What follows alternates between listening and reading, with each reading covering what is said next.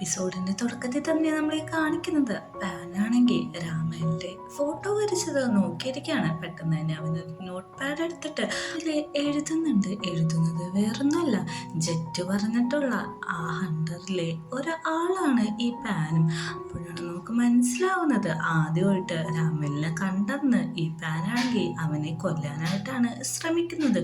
പക്ഷെ അവൻ പെട്ടെന്ന് തന്നെ എണീക്കുന്നത് കൊണ്ട് തന്നെ അവനെ വീട്ടിലേക്ക് എടുത്തുകൊണ്ട് പോവുകയാണ്. വീട്ടിൽ വന്നിട്ടും അവൻ്റെ ഉദ്ദേശം എന്ന് വെച്ചിട്ടുണ്ടെങ്കിൽ രാമേലിനെ എങ്ങനെയെങ്കിലും കൊല്ലണമെന്നാണ്. അവൻ റൂമിൽ വെച്ചിട്ട് ആ നൈഫ് പിന്നെ എടുക്കുന്നുണ്ട്. പക്ഷെ അവൻ എന്തുകൊണ്ടോ തോന്നാതെ അവൻ അവിടെ കിടക്കാനായിട്ടൊരു സ്ഥലം കൊടുക്കാണ്. അതുവാണെങ്കിൽ നമ്മുടെ പാനിനെ കൊല്ലാനായിട്ട് വന്നെന്ന് രാമേല് വന്ന് രക്ഷിച്ചതും രാമേല് അവന് ഇമോഷണലായിട്ട് ഒരു സപ്പോർട്ട് കൊടുക്കുന്നതും എല്ലാം അവൻ ആ നിമിഷം ആലോചിക്കുന്നുണ്ട്. എന്നിട്ട് ആ ഡയറി അവൻ ക്ലോസ് ചെയ്തിട്ട് അവിടെ തന്നെ കിടക്കാണ്. കാരണം അവന് എന്താ ചെയ്യേണ്ടതെന്ന് അറിയുന്നില്ല. പിറ്റേ ദിവസം രാവിലെ തന്നെ നമ്മുടെ പാനാണെങ്കിൽ റോസ് ഫ്ലവേഴ്സ് എല്ലാം ഡെക്കോർ ചെയ്യുന്ന തിരക്കിലാണ്. ഈ സമയത്താണ് അവൻ ആ ഫ്ലവേഴ്സ് എല്ലാം കൊണ്ട് നമ്മുടെ രാമേലിൻ്റെ റൂമിൽ ചെല്ലുന്നുണ്ട്. അവിടെ ചെല്ലുമ്പോഴേക്ക് രാമേലാണെങ്കിൽ അവൻ്റെ മേത്തിടുന്ന ടവൽസ് ഒന്നും കൃത്യമായിട്ട് തന്നെ ഇടുന്നില്ല. എന്താ നീ ഇതൊക്കെ ഇങ്ങനെ ഇട്ടേക്കുന്നത്? വാമ്പേഴ്സിനെ ഡ്രസ്സൊന്നും ചെയ്യാനായിട്ട് അറിയില്ല എന്നാണ് ചോദിക്കുന്നത്. അത് വേറൊന്നും കൊണ്ടിട്ടല്ല, എനിക്കാണെങ്കിൽ നന്നായിട്ട് ചൂടെടുക്കുന്നുണ്ട്, അതുകൊണ്ടാണ് ഞാനിങ്ങനെ ഇട്ടേക്കുന്നതെന്ന് പറയുന്നുണ്ട്. നിനക്ക് ചൂടാണോ? എനിക്കെപ്പോഴും തണുപ്പാണ് ഫീൽ ചെയ്യുന്നത്, എപ്പോഴും എനിക്ക് തണുപ്പ് നന്നായിട്ട് അനുഭവപ്പെടുമെന്ന് പറയാണ്. അങ്ങനെയാണെങ്കിൽ നിന്നെ ഞാൻ ഹോട്ടാക്കി തരാമെന്ന് പറഞ്ഞിട്ട് നമ്മുടെ പാനിനെയും പിടിച്ച് ബെഡിട്ട് കിടത്തി ഹോൾഡ് ചെയ്ത് പിടിക്കാണ്. എന്തേ കാണിക്കുന്നത്? വിടാൻ പറയുന്നുണ്ട്. നീയല്ലേ പറഞ്ഞ തണുപ്പാന്ന്, ഞാൻ ഹോട്ടാക്കി തരാമെന്ന് പറയുന്നുണ്ട്. പെട്ടെന്ന് തന്നെ നമ്മുടെ പാൻ്റെ കവളി പിടിച്ച് കളിക്കാണ്. അവൻ തട്ടി മാറ്റുന്നുണ്ട്. എന്തൊക്കെയാണ് ഈ കാണിക്കുന്നതെന്ന്. അല്ല, ഞാൻ ചുമ്മാ തമാശക്ക് ചെയ്താന്നാണ് പറയുന്നത്. അങ്ങനെ രണ്ടുപേരും കൂടി അവിടെ നിന്ന് സംസാരിക്കുന്നുണ്ട്. എനിക്കിന്ന് എൻ്റെ വീട്ടിൽ പോകണം. എന്തിനാ പോകണമെന്ന് ചോദിക്കുമ്പോൾ കുറച്ച് അർജൻറ്റ് മാറ്റർ ഉണ്ട്, അത് കഴിഞ്ഞിട്ട് നീ ഇങ്ങോട്ട് വരുമെന്ന് വയ്ക്കുന്നുണ്ട്. ഞാൻ വരാമെന്ന് പറയുന്നുണ്ട്. പ്രോമിസ് ആണല്ലോ, നീ വരുമെന്ന് വയ്ക്കുന്നുണ്ട്. ഞാൻ വരും, നീ ഏതായാലും പേടിക്കണ്ട, ഞാൻ നിനക്ക് തന്നിരിക്കുന്ന പ്രോമിസ് ഞാൻ ഒരിക്കലും തെറ്റിക്കില്ല എന്നാണ് പറയുന്നത്. അങ്ങനെ അടുത്ത സീനിൽ നമ്മളെ കാണിക്കുന്നത് പാനാണെങ്കിൽ അവൻ്റെ വീട്ടിലേക്ക് ചെല്ലാണ്. അവിടെ ചെല്ലുമ്പോൾ ക്ലോസ്ഡ് എന്ന് പറഞ്ഞ ബോർഡും പിന്നെ നമ്മുടെ പോങ് എഴുതി വെച്ച നോട്ട്സൊക്കെ അവൻ കാണുന്നുണ്ട്. അങ്ങനെ അവൻ അകത്തേക്ക് ചെല്ലുന്നുണ്ട്. അകത്തേക്ക് ചെന്നിട്ട് ഒരു ലൈബ്രറി പോലത്തെ ഒരു സ്ഥലത്തുനിന്ന് ഒരു ബുക്ക് എടുക്കാൻ പോവാണ്. അപ്പോഴാണ് താഴ്ത്തുന്ന ഒരു ഒച്ചേക്കുന്നത്. അവൻ കോഡോണിലേക്ക് ഇറങ്ങി ചെല്ലുന്നുണ്ട്. അവിടെ ചെന്നിട്ട് ലൈറ്റ് ഇട്ടിട്ട് അവിടെ ഇരിക്കുന്ന ഒരു കാസറ്റിൽ നിന്ന് ഒരു പണ്ടത്തെ ഒരു മ്യൂസിക് അവൻ പ്ലേ ചെയ്യണം. അപ്പോഴാണ് അവനൊന്ന് സമാധാനമാവുന്നത്. അവൻ അവിടെ റിലാക്സ് ആയിട്ടിരിക്കുമ്പോൾ നമ്മൾ വേറൊരു സംഭവം കാണിക്കുന്നുണ്ട്. കാരണം അവിടെ കുറേ എക്യുപ്മെൻറ്റ്സും തോക്കുകളും കുറേ മാലകളൊക്കെയാണ്. മാലകൾ കാണിച്ചിട്ട് അവസാനമായിട്ട് കാണിക്കുന്ന മാല നമ്മളത് കാണുമ്പോൾ ശരി ഷോക്കാവും. കാരണം ഇവനാണ് അന്ന്, അതായത് നമ്മുടെ എലിയ ടാർജറ്റ് ചെയ്ത ആ പെണ്ണില്ലേ, ഒരാൾ കൊന്നെന്ന് പറഞ്ഞില്ലേ, പക്ഷെ ആരോ കൊന്നെന്ന് ഫേസ് കാണിക്കുന്നുണ്ടായില്ല. അത് കൊന്നത് വേറെ ആരുമല്ല, പാൻ തന്നെയായിരുന്നു. അവൻ ഹണ്ടർ ടീമിലെ ഏറ്റവും നല്ലൊരു ഹണ്ടർ തന്നെയാണ്. അവനാണെങ്കിൽ ഈ കാര്യങ്ങളെല്ലാം ആലോചിക്കുന്നുണ്ട്. അവൻ ഫോൺ ഓൺ ആക്കുമ്പോഴാണ് ജെറ്റ് അയച്ച മെസ്സേജ് കാണുന്നത്. അടുത്തത് നീയാണ് ചെയ്യേണ്ടതെന്ന് പറഞ്ഞിട്ടുള്ള മെസ്സേജ്. പക്ഷേ അവൻ തിരിച്ചയക്കുന്നത് എനിക്ക് നിങ്ങളെ ഒന്ന് അർജൻറ്റായിട്ട് കാണണം, എല്ലാവർക്കും കൂടി ഇന്ന് മീറ്റ് ചെയ്യാൻ പറ്റുമെന്നാണ്. അങ്ങനെ അമീറാണെങ്കിൽ ഈ സമയത്ത് റോസ ചെടികളെല്ലാം പരിപാലിക്കുന്ന തിരക്കിലായിരിക്കും. അവനാണെങ്കിൽ അവിടെ നിൽക്കുമ്പോൾ മാത്യു അങ്ങോട്ട് വന്നിട്ട് പറയുന്നുണ്ട്, എനിക്കൊരു കാര്യം പറയാനുണ്ട്. നമ്മുടെ പാനില്ലേ എന്ന് പറയുമ്പോൾ തന്നെ നമ്മുടെ രാമേൽ പറയാണ്, എനിക്കതൊന്നും കേൾക്കേണ്ട ആവശ്യമില്ല, ചിലപ്പോൾ അവൻ അതിൽ ഒരു മെമ്പറായിരിക്കും, പക്ഷേ എനിക്കതിന് വിശ്വാസമുണ്ട്, എനിക്കത് കേൾക്കണ്ടെന്ന് പറയാണ്. എന്നെ നീ ഒന്ന് മനസ്സിലാക്കുക, കാരണം നിന്നെ ഞാനൊരു ഫ്രണ്ട് എന്നല്ല എൻ്റെ സ്വന്തം ബ്രദറായിട്ടാണ് കണ്ടേക്കുന്നതെന്ന്. കാര്യം നമ്മുടെ മാത്യുവിന് മനസ്സിലാവുന്നുണ്ട് ഓൾറെഡി ഇവർക്ക് രണ്ടുപേർക്കും ഇടയിൽ ഇഷ്ടമുണ്ടെന്ന്. അവൻ ആ ഫോട്ടോ കാണിക്കാതെ മറച്ചു പിടിക്കുന്നുണ്ട്. അപ്പോഴാണ് നമ്മളൊരു ഫ്ലാഷ് ബാക്ക് കാണിക്കുന്നത്. അന്ന് ആ സ്ഥലത്ത് ഇവർ മൂന്നുപേരും കൂടി ഒത്തുചേർന്നായിരുന്നു. മാത്യു ആ ഡീറ്റെയിൽസ് അവർക്ക് പറഞ്ഞു കൊടുക്കുന്നുണ്ട്. പാൻ തന്നെയാണ് മാസ്റ്ററിനെ കൊല്ലാനായിട്ട് വന്നേക്കുന്നതെന്ന്. കാര്യം പ്രസന്റിൽ അവൻ ആലോചിക്കുകയാണ്. ബ്ലാക്ക് ആണെങ്കിൽ ഈ സമയത്ത് ഭയങ്കരമായിട്ട് ടെൻഷൻ അടിച്ചടക്കാണ്. കാരണം ഇവൻ ഭയങ്കര സാധനമെന്ന് വിചാരിച്ചാൽ നമ്മളാണ് തെറ്റിയത്. ഇവൻ ശരിക്കും ഒരു പാവമാണ്. ഇവൻ അവൻ്റെ മാന്ത്രിക ശക്തി കൊണ്ട് പാനും അവൻ്റെ കൂട്ടുകാരും എന്താണ് ചെയ്യുന്നതെന്ന് നോക്കിക്കൊണ്ടിരിക്കുകയാണ്. വേറൊന്നുമല്ല, എല്ലാവരും കൂടി നമ്മുടെ പാൻ്റെ നിർദ്ദേശപ്രകാരം ഒരു ഹോളില് മീറ്റിങ്ങിനായിട്ട് എത്തിച്ചേരാണ്. ഇങ്ങോട്ടേക്ക് നമ്മുടെ പാനും യാത്ര ചെല്ലുന്നുണ്ട്. അവൻ എന്താണോ പറയുന്നതെന്ന് നമ്മുടെ ബ്ലാക്ക് ക്യൂരിയോസിറ്റിയോടെ നോക്കിയിരിക്കുകയാണ്. ബ്ലാക്ക് ആണെങ്കിൽ ഇന്ന് തന്നെ ഞാൻ നിങ്ങളെ എല്ലാവരും തീർക്കും എന്നുള്ള ഒരു മൈൻഡ് സെറ്റിലാണ് ഇരിക്കുന്നത്. നമ്മുടെ പോങ്ങ് വർക്കിൻ്റെ ഇടയിൽ ഒന്ന് സ്മോക്ക് ചെയ്യാൻ പുറത്തേക്ക് ഇറങ്ങുമ്പോഴാണ് ഡോക്ടർ അങ്ങോട്ട് വരുന്നത്.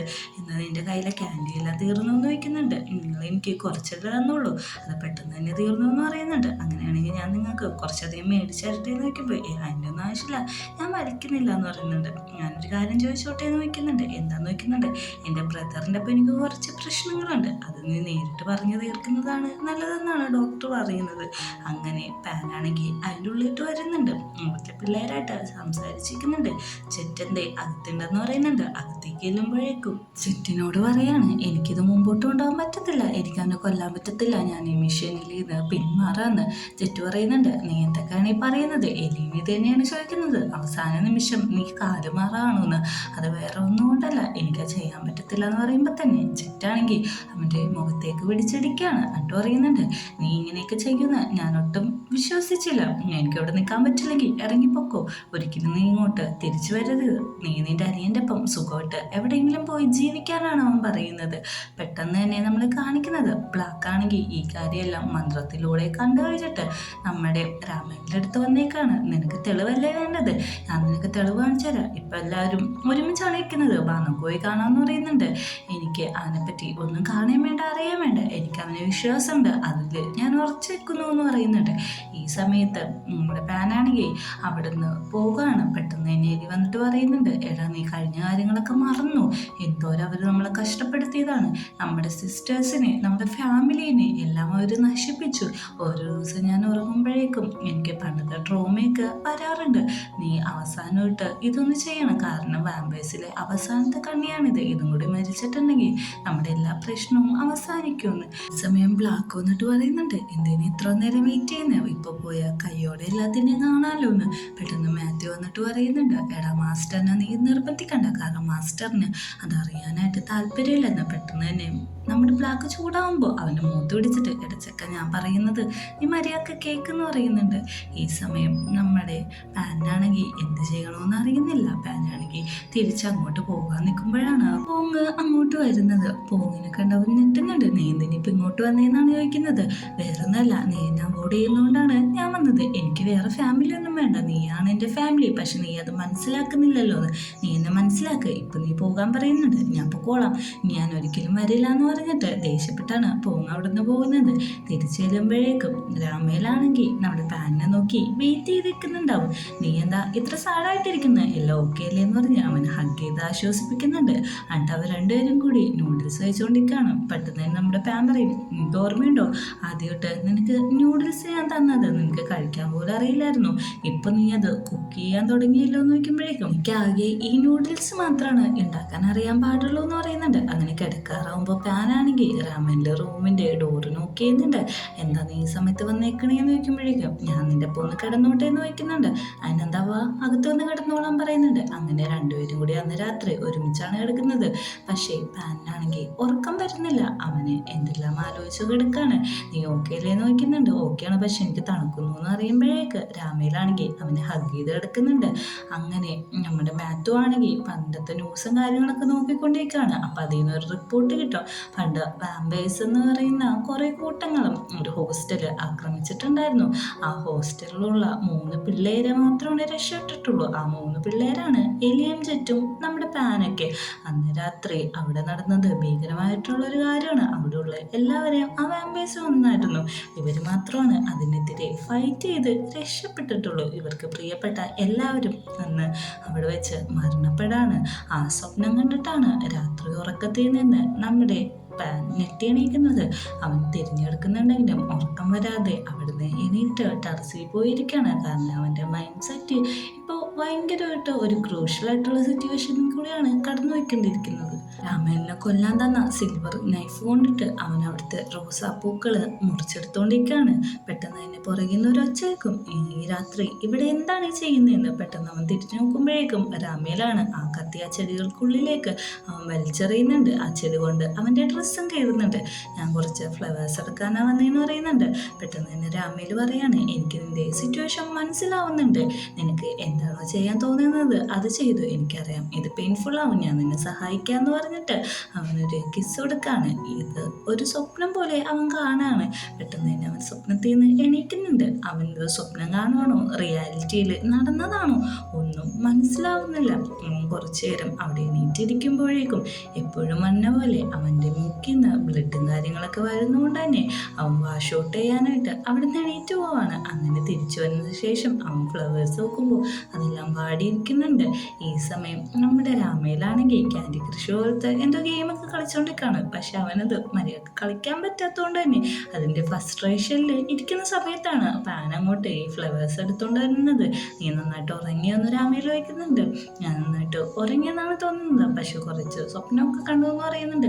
നീ എൻ്റെ കയ്യിലാണ് കിടന്നത്, നന്നായിട്ട് ഉറങ്ങിയിട്ടുണ്ടെന്ന് എനിക്ക് തോന്നുന്നുണ്ട്. രാത്രി നമ്മൾ എവിടെയെങ്കിലും പോയോന്ന് വയ്ക്കുമ്പോഴേക്കും ഇല്ലാന്ന് പറയുന്നുണ്ട്. പെട്ടെന്നാണ് അവന് കത്തിയുടെ കാര്യം ഓർമ്മ വരുന്നത്. അവൻ റൂമിൽ വന്നിട്ട് എല്ലാ സ്ഥലവും അടിച്ചു പെറുക്കി നോക്കുന്നുണ്ട്. കട്ടിലിൻ്റെ അടിയിലായിരിക്കും അവൻ ആ കത്തി വെച്ചത്. പക്ഷെ ബെഡൊക്കെ പൊക്കി നോക്കിയിട്ടും ആ കത്തി അവിടെ കാണുന്നില്ല.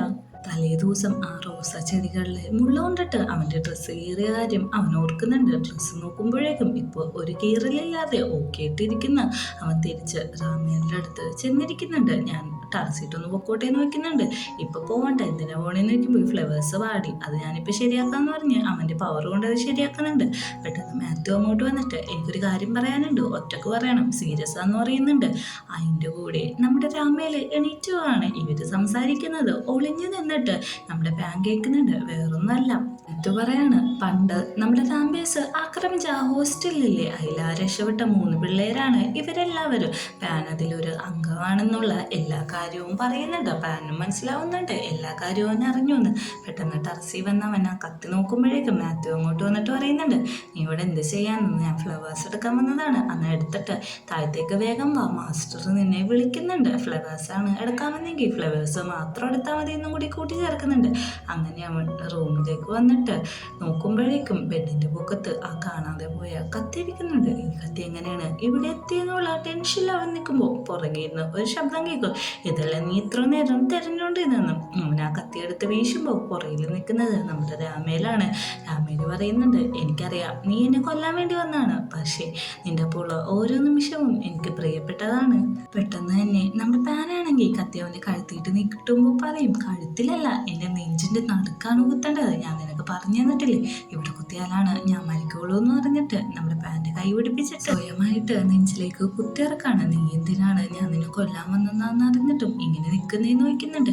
കാരണം എനിക്ക് നിന്നെ അത്രയ്ക്ക് ഇഷ്ടമാണ്, എൻ്റെ ലൈഫ് മേറ്റാണ് നീ, എനിക്ക് നിന്നെ അങ്ങനെ വേദനിപ്പിക്കാനോ വിട്ടുകളയാനോ പറ്റത്തില്ല എന്ന് പറയുന്നുണ്ട്. ഇതെല്ലാം കേൾക്കുന്ന ആ പാൻ്റെ സങ്കടമായിട്ട് ആ കത്തി അവിടെ വലിച്ചെറിയാണ്.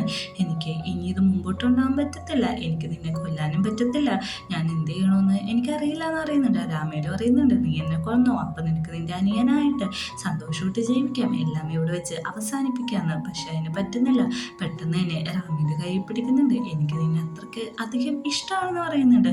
പെട്ടെന്ന് നമ്മുടെ പാനും പറയുന്നുണ്ട്, എനിക്ക് നിന്നെ ഇഷ്ടമാണ്, എനിക്ക് നിന്റെ ഒപ്പം ജീവിക്കണമെന്നാണ് എൻ്റെ ലൈഫിലെ ഏറ്റവും കൂടുതൽ ആഗ്രഹം എന്ന് പറയുന്നുണ്ട്. അവർ രണ്ടുപേരും ഇഷ്ടം അവിടെ വെച്ച് കൺഫ്യൂസ് ചെയ്തിട്ട് തുറന്നു പറയാണ്. ഈ ഒരു നിമിഷത്തിന് വേണ്ടിയിട്ടാണ് അവർ രണ്ടുപേരും കാത്തിരുന്നത്. കാരണം അത്രയധികം അവരുടെ ഇഷ്ടം മുമ്പോട്ട് കൊണ്ടുപോകാൻ വേണ്ടിയിട്ട് സഫർ ചെയ്തിട്ടുണ്ട്. സത്യം പറഞ്ഞ ഇതെന്തൊരവസ്ഥയല്ലേ, രണ്ടുപേർക്കും അറിയാം രണ്ടുപേരും ചേരില്ലെന്ന്, പക്ഷെ അവരെ ലവ് വിട്ടുകൊടുക്കാനും സമ്മതിക്കുന്നില്ല. അങ്ങനെ നമ്മുടെ രാമയിലാണെങ്കിൽ എന്നെ കിസ് ചെയ്യാണ്. ഓൾറെഡി അവരുടെ ഇഷ്ടം തുറന്നു പറഞ്ഞേക്കുന്നത് കൊണ്ട് തന്നെ അവർക്ക് ഇനി വിട്ടുപോകാൻ പറ്റില്ലെന്ന് മനസ്സിലാവുന്നുണ്ട്. അങ്ങനെ അത് ഒരു ഫിസിക്കൽ റിലേഷൻഷിപ്പിലേക്ക് മാറാണ്. നമ്മുടെ പാൻ എപ്പോഴും സ്വപ്നത്തിൽ കാണുന്ന പോലെയുള്ള ആ റിലേഷനിലേക്ക് ഈ സീൻ കാണിച്ചിട്ടാണ് എപ്പിസോഡ് അവസാനിക്കുന്നത്.